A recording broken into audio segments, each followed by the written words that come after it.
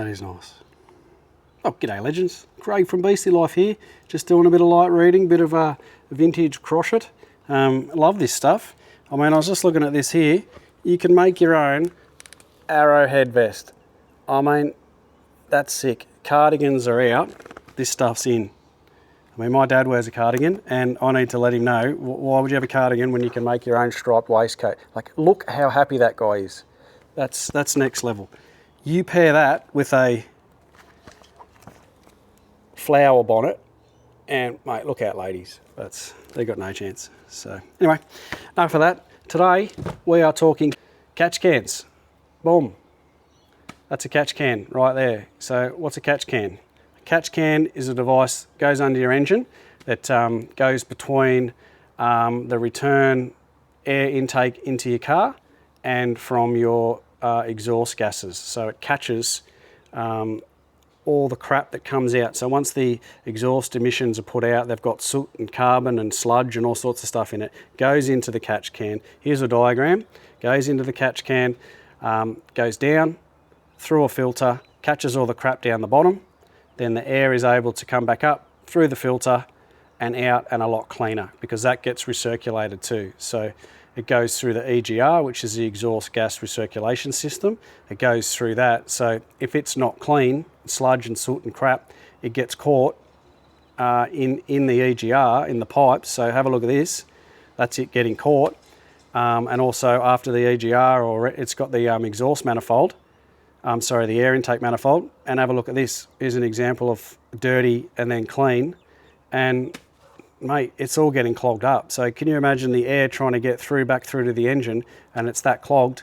You're going to have issues. So you'll start to notice like loss of power and torque, loss of fuel efficiency, idling issues, maybe trouble starting your car cold.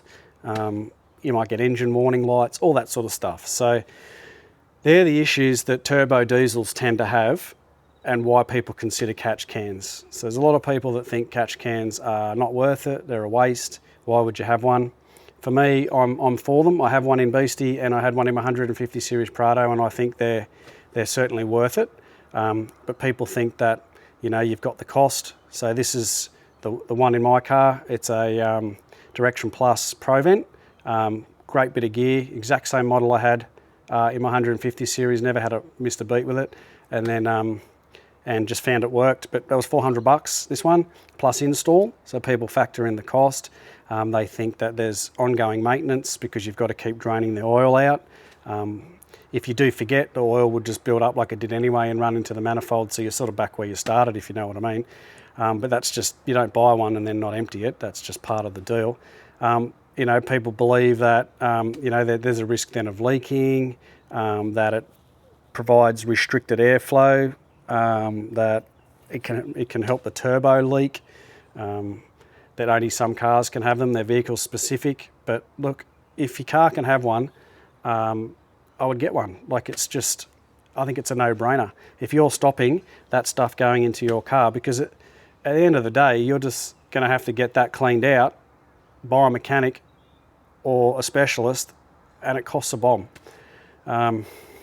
The reason they don't come out with them from the factory is there's some issue to do with emissions control, and it doesn't comply and so on. So people have seen a aftermarket to do that.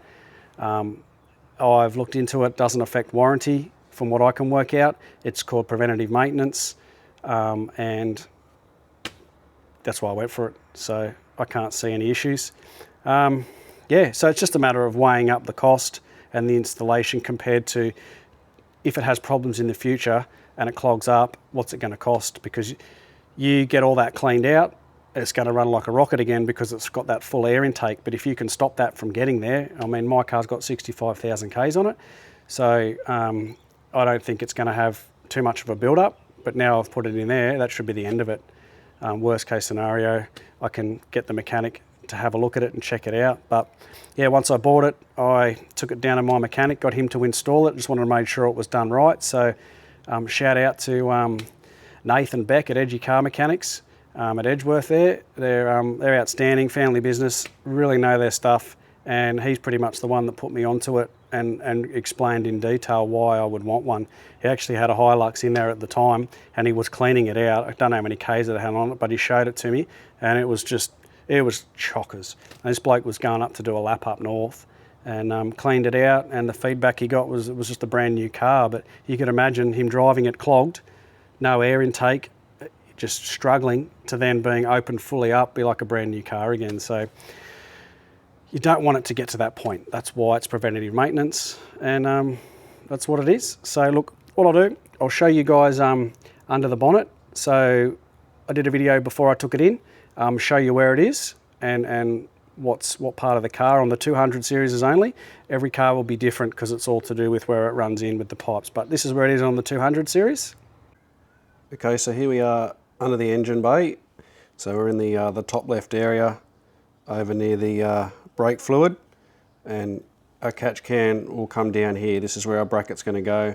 Going to sit in behind the horn here, and then our pipes and stuff will run out there. And then now I'll show you after it's been installed. So it comes with the brackets and everything, and it's a full kit with the hoses. So I'll show you that. Okay, legends, here's our catch can right here in position.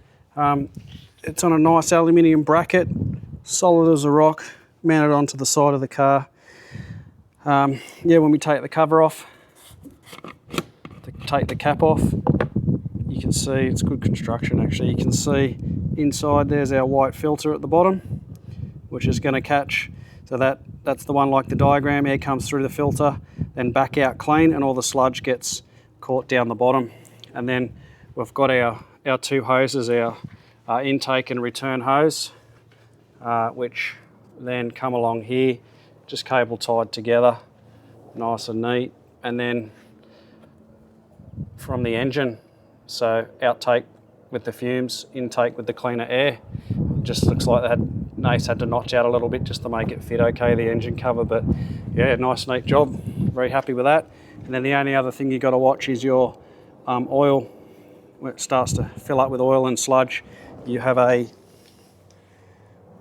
hose down the bottom here, which needs to be, that's your release. So we just unscrew that, and then the oil will drain out. It's been done recently, so nothing's going to come out, but you just keep an eye on that and empty it as required. And once you see the oil come out, that's when you'll realise that it's definitely making a difference. So there you go, legends.